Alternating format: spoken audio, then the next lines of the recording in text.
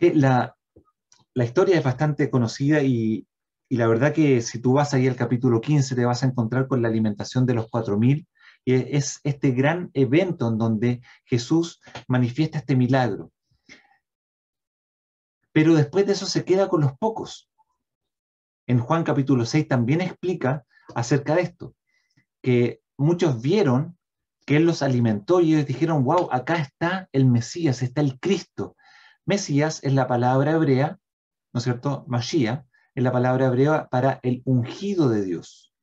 Y el ungido de Dios era el prometido que Dios iba a enviar. Y este prometido comienza a ser revelado en Génesis capítulo 3, versículo 15, cuando dice, pondré enemistad entre ti. Y en ese momento se habla del protoevangelio, está la promesa de que Dios enviaría a uno que sería Salvador, a uno que volvería a restituir, a religar la relación quebrada por el pecado entre Dios y nosotros. Entonces, fíjate lo que sucede acá. Esta multitud que es alimentada por Jesús dice, oye, aquí queremos ver al Cristo. Y Cristo es la palabra griega para el ungido. Entonces tenemos el Mesías y tenemos a Cristo. Cuando tú dices Jesucristo, estás hablando de Jesús el ungido. Se unen las palabras. Jesús es el nombre que Jesús tenía y Cristo es el ungido. Jesús el ungido. Eso significa Jesucristo. Jesús el Mesías. Estamos diciendo lo mismo. Y fíjate lo que sucede. Esta multitud quería seguir a Jesús y dijeron, oye, con los panes, con los peces nos alimentaste, acá necesitamos a este Mesías que nos liberte, a este Mesías que nos da libertad. Y ellos entonces querían seguirle, pero también querían hacerle rey. Pero no era su tiempo, no era su tiempo. Y mira lo que sucede ahí en el versículo 13, en la pregunta que Jesús hace. Dice, ¿quién dicen los hombres que es el Hijo del Hombre? Y fíjate la pregunta que plantea Jesús. ¿Quién dicen los hombres, o sea, la multitud, que es el Hijo del Hombre? ¿Y por qué no dijo el Mesías o el Hijo de Dios? Mira, acompáñame a Daniel capítulo 7. Daniel es el primero de los profetas menores. Y aquí nos encontramos con una idea muy, muy interesante. Daniel capítulo 7. Y aquí está una de las visiones de Daniel. Acuérdate, Jesús cuando estaba predicando en algunas oportunidades, él dijo, el que lea a Daniel entienda, Daniel tiene mucho que revelar acerca de mí. Eso es lo que estaba queriendo decir. Y mira lo que dice el versículo 12. Y después leo el 13. Habían también quitado a las otras bestias su dominio, pero les había sido prolongada la vida hasta cierto tiempo. Ahí está mostrando la visión en la que Daniel está. Y mira lo que sucede en medio de la visión. Vamos al versículo 13. Miraba yo en la visión de la noche, y he aquí, con las nubes del cielo, venía uno como un hijo de hombre. Un hijo de hombre. Esta es la primera vez en la Biblia en donde se ocupa esta expresión. En el Nuevo Testamento Jesús la dice muchas veces, pero en el Antiguo Testamento Daniel es el primero que dice hijo de hombre, que vino hasta el anciano de días y le hicieron acercarse delante de él. Muchos entonces muestran acá de que Jesús hace como una primera aparición y frente al anciano de días aparece como hijo de hombre. Ahora, ¿Jesús había tenido otras apariciones antes? Sí, claro. Acuérdate, con Abraham, cuando llegaron los tres, entre medios también estaba Jesús, llamado el ángel de Jehová. Jesús también se había manifestado en otras oportunidades, ya lo que se llaman las teofanías.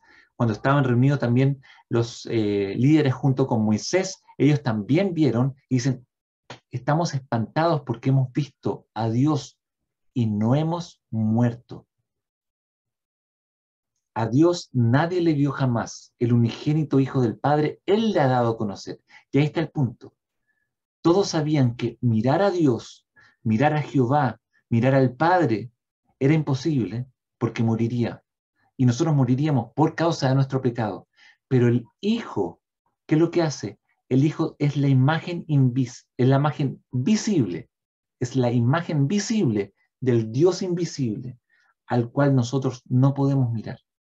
Y Él se muestra. Por eso Jesús en el versículo 13 de Mateo, vuelvo a Mateo, dice, ¿quién dicen los hombres que es el Hijo del Hombre? Fíjate cómo les pregunta. Y ahí los discípulos dicen, bueno, es uno, el Juan el Bautista, otros dicen que es Elías, Jeremías o alguno de los profetas. Y ahí estaban divagando. Pero fíjate lo que hace la pregunta del versículo 15. ¿Y ustedes, quién dicen que soy yo? Entonces es interesante cómo Jesús va llevando a los discípulos. ¿Quién es el Hijo del Hombre? Bueno, ok, está bien lo que comentan, pero ahora, ¿quién soy yo? Y aquí aparece Pedro, versículo 16. Tú eres el Cristo. ¿Te acuerdas? El Cristo, el Mesías, el ungido. Tú eres el Cristo, el Hijo del Dios viviente. Y fíjate la respuesta que da Pedro. No dice, tú eres el Hijo del Hombre. Dice, tú eres el Hijo del Dios viviente. Y esto es tremendo, porque revela que Jesús es 100% hombre y 100% Dios. Jesús se relaciona completamente con nuestra humanidad, pero no pierde para nada su divinidad. Él sigue siendo Dios. Y por eso es tan hermoso. Cuando Juan escribe en el capítulo 1, en el principio era el verbo y el verbo era con Dios. Y el verbo se hizo carne. Y quiero contarte un poco esto. ¿Por qué Juan escribe y el verbo se hizo carne? Porque cuando escribe de esa manera, lo que nos da a entender es que Jesús no pierde su omnipresencia, su omnipotencia y su omnisciencia. No pierde sus atributos de Dios, sino que Él los sujeta a sí mismo. Eso es hermoso, eso es tremendo. Él no pierde sus atributos, sino que los sujeta. Miren, si Juan hubiera escrito y Dios se hizo un ser humano, nos hubiera dado la sensación de que Dios dejó el cielo y se transformó en un ser humano para estar ahí. O sea, Dios se hizo un ser humano o Dios se hizo un hombre. Pareciera eso, pero cuando Juan escribe y el verbo se hizo carne, Él nos muestra que este Dios eterno, que es incontenible, que es inmenso, se transforma en una criatura y un cuerpo pequeño lo contiene. Hace poco celebramos Navidad. Y eso es lo tremendamente maravilloso. Y por eso la respuesta de Pedro es tan grande. Le dice, tú eres el Cristo, el Hijo del Dios viviente. Eres el Hijo del hombre, pero también eres el Hijo del Dios viviente. Eres el Hijo de Dios.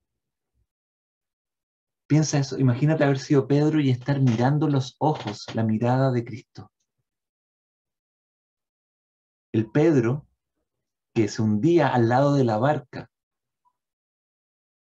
El Pedro que después que cantó el gallo se dio cuenta que lo había negado 3 veces.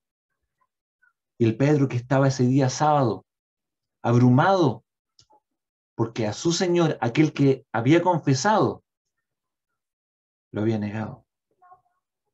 Y aquel Pedro que en un momento dado llegó y le dijo, Señor, no vayas a Jerusalén. Y Jesús lo mira y le dice, apártate de mí, Satanás. Ese Pedro tuvo el privilegio de ver al Verbo encarnado. Ahora la pregunta es, ¿conoces tú al Verbo encarnado? ¿Conoces tú a Cristo Jesús? Al ungido, al prometido. ¿Lo conoces? ¿Sabes quién es? ¿Has visto que en la cruz Él dio su vida por ti?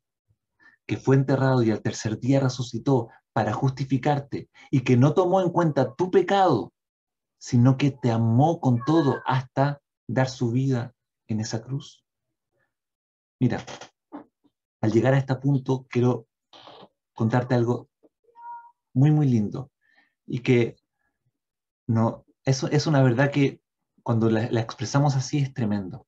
Cuando Jesús vino la primera vez, Él vino a morir por ti, a morir por mí. Él vino a buscar y a salvar lo que se había perdido. Y en Juan capítulo 6, mira, acompáñame, Juan capítulo 6 se muestra algo tremendo. Y por eso no es una idea que yo estoy inventando. Recuerda, siempre la palabra es la que habla, la palabra es la que nos tiene que enseñar. Y mira lo que dice acá el versículo 15. Juan 6, versículo 15. Dice, pero entendiendo Jesús que iban a venir para apoderarse de él y hacerle rey, volvió a retirarse al monte él solo. Donde, después de haber alimentado a los 5.000, la multitud quiso tomarlo y hacerlo rey. Y Jesús lo sabía perfectamente porque Él es Dios, es el Hijo de Dios. Y mira lo que dice, que iban a venir para apoderarse y hacerle rey. Y aquí quiero llevarte a esta idea. Jesús rechazó la corona en ese momento para aceptarte a ti. Jesús posterga la corona para estar contigo. Porque Él sabía que tenía que morir para poder perdonar tus pecados, porque sin derramamiento de sangre no hay remisión de pecado. Él tenía que sacrificarse a sí mismo. Y lo que me encanta de Jesús es que cuando Jesús gana la batalla contra el pecado, la verdadera guerra, Él no la gana derramando sangre de sus enemigos, sino que la gana derramando su propia sangre. Tú y yo éramos los enemigos de Dios, éramos los enemigos de Cristo. Y Cristo no derrama nuestra sangre para ganar, derrama su propia sangre para perdonar. Qué inmenso amor el que Cristo tiene por ti y por mí. Y que Él posterga la corona para estar contigo. Por eso la pregunta nuevamente, ¿conoces realmente a Jesús? ¿Te has arrepentido de corazón? ¿Has vuelto tu corazón a Cristo, a esa cruz que fue levantada para el perdón de tu pecado? Y eso es maravilloso. Por eso, volvamos a Mateo y terminamos con este versículo hermoso, Mateo capítulo 3. Han sido muchas ideas, pero son tremendas. Mateo 3, 16 y 17. Y cuando Jesús comienza su ministerio después de la tentación, Él es bautizado por su primo Juan el Bautista. Y mira lo que sucede. Y Jesús, después que fue bautizado, leo Mateo 3, 16 y 17, Jesús, después que fue bautizado, subió luego del agua y aquí los cielos le fueron abiertos. Y vio el Espíritu de Dios que descendía como paloma y venía sobre él. Y hubo una voz de los cielos que decía, este es mi Hijo amado, en quien tengo complacencia. Como el Padre abre los cielos y dice, ahí está mi Hijo amado, en quien mi corazón se complace. El mayor placer del Padre está en Jesús. Por eso, cuando tú te arrepientes, y como dijo Pablo, con Cristo estoy juntamente crucificado, ya no vivo yo, más vive Cristo en mí, y lo que vivo ahora en la carne lo vivo en la fe del Hijo de Dios, el cual me amó y se entregó a sí mismo por mí. Dejo mi vida en esa cruz y muero con Cristo para resucitar con Él a una nueva vida, de modo que si alguno está en Cristo, nueva criatura es, vuelvo a esta nueva vida con Cristo. Fíjate, el Espíritu de Dios vive en mí, el Espíritu de Cristo vive en mí, y yo también soy llamado Hijo de Dios. Entonces, si Dios va a abrir los cielos, es para complacerse en que yo también soy su hijo. No va a abrir los cielos para darme dinero, para darme posiciones materiales, para darme un montón de cosas. Dios quiere abrir los cielos para hacer algo mucho más superior, para complacerse en aquellos que son sus hijos, como lo hizo con su Hijo Jesús, con el verdadero y legal Hijo. Él quiere abrir los cielos para sellar nuestras vidas con el Espíritu Santo y transformarnos de pecadores inmundos en santos renacidos y tener una herencia eterna. ¡Qué tremendo! Cuando miras todo esto, y ahora aterrizamos en la realidad, digo, Señor, gracias por cada lunes, gracias por cada martes. Gracias por la cordillera, gracias por el cielo, gracias por las estrellas. Gracias por el invierno y gracias por el verano. Gracias por mi trabajo. Gracias por mi jefe. Gracias por el nuevo presidente. Gracias por todo lo que tenemos. ¿Por qué? Porque mi vida en Cristo ya está completamente lista. Y Cristo es más que suficiente para mí. ¿Lo es para ti? Jesús postergó la corona. En ese momento la rechazó por amor a ti. ¿Soy capaz de dejar el mundo a un lado por amor a Cristo? ¿Por clamar por su perdón? Ahí está la pregunta. Así que con Cristo lo tenemos todo. Él es más que suficiente. Así que, ¿para dónde vas a ir? ¿Dónde va a seguir tu vida? Que tus ojos estén puestos en Cristo, aquel que postergó la corona por amor a ti. Señor, gracias por tu palabra y gracias por llenarnos de tu amor, llenarnos de